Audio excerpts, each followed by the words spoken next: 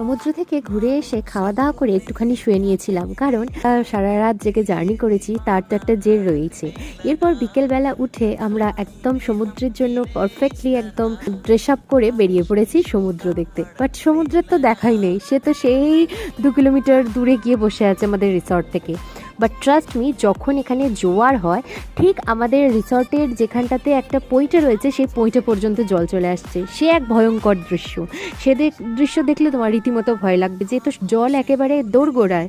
তো যাই হোক, আমরা সাজুগুজু করে ওইখানে যে বিভিন্ন রকমের ছোটোখাটো যে ঘুপটি দোকানগুলো রয়েছে সেখানে গিয়ে চা নারকোল যা পাচ্ছি খাচ্ছি।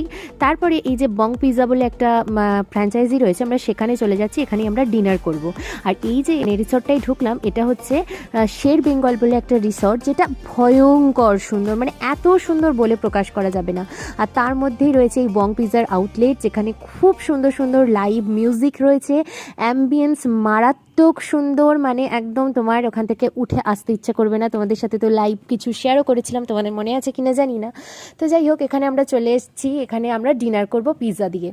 তো এখানে এসেও খানিক আমাদের ঢং ছবি ছাপা এইসব তো চলতেই থাকে। সমুদ্রের ঝোড়ো বাতাস, লাইভ মিউজিক সব মিলিয়ে এ যেন এক মনোমুগ্ধকর পরিবেশ। ভিডিওটা এখানেই শেষ করছি। Thanks for watching.